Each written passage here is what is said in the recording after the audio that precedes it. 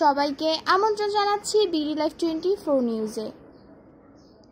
প্রধান উপদেষ্টাকে জাতিসংঘ মহাসচিবের চিঠি।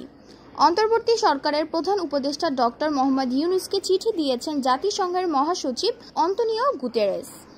চিঠিতে তিনি প্রধান উপদেষ্টার নেতৃত্বে চলমান সংস্কারের প্রতি দৃঢ় সমর্থন জানিয়েছেন। চিঠিটি প্রধান উপদেষ্টার ভেরিফাইড ফেসবুক পেজে শেয়ার করা হয়েছে। এর আগে জাতিসংঘের মহাসচিবের উদ্দেশ্যে একটি চিঠি লিখেছেন প্রধান উপদেষ্টা। জাতিসংঘের মহাসচিব 25 ফেব্রুয়ারি এর উত্তর দিয়েছেন। চিঠিতে জাতিসংঘ লিখেছেন, 4 ফেব্রুয়ারি আপনি যে চিঠি দিয়েছেন তার জন্য আপনাকে আমি ধন্যবাদ জানাতে চাই, যা 7 ফেব্রুয়ারি সাক্ষাতের সময় আপনার রোহিঙ্গা সংকট ও অগ্রাধিকার বিষয়ক প্রতিনিধি খলিলুর রহমান আমার কাছে পৌঁছে দিয়েছেন।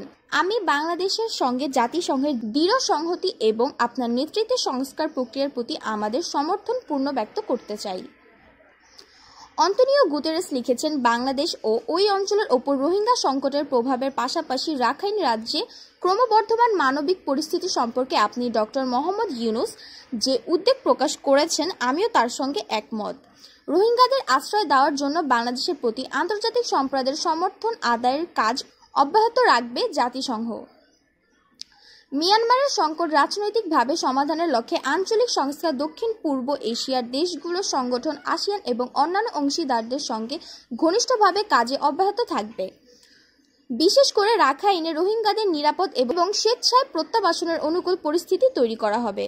রাখাইন সম্প্রদায়গুলোর কাছে মানবিক সহায়তা এবং তাদের জীবিকা নির্বাহের জন্য জাতিসংঘের কান্ট্রি টিমগুলো নির্দেশ দেওয়ার কথা জানিয়ে মহাসচিব লেখেন, আমি আমার ঊর্ধ্বতন কর্মকর্তাদের অনুরোধ করেছি তারা যেন রাখাইনের সম্প্রদায়গুলোর কাছে মানবিক সহায়তা এবং তাদের জীবিকা নির্বাহের জন্য সর্বাধিক সহায়তা প্রদানে বাংলাদেশ ও মিয়ানমারের জাতিসংঘের স্থানীয় টিমগুলোকে নির্দেশ দেন। এ সকল বিষয় সম্পৃক্ত প্রতিটি বিষয়কে অগ্রাধিকার দেবে জাতিসংঘ। রাখাইন এবং সমগ্র মিয়ানমারের অভাবী মানুষের কাছে নিরাপদ, টেকসই এবং বাধাহীন মানবিক সহায়তায় পৌঁছাতে সমন্বয়কে অগ্রাধিকার দেবে জাতিসংঘ।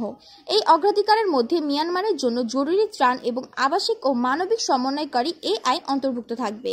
চিঠির শেষ অংশে মহাসচিব লিখেছেন, আমি আশাবাদী যে মিয়ানমারের রোহিঙ্গা মুসলিম এবং অন্যান্য সংখ্যালঘুদের পরিস্থিতি নিয়ে উচ্চ স্তরের সম্মেলনটি নতুন করে বিশ্বব্যাপী মনোযোগ আকর্ষণ করবে।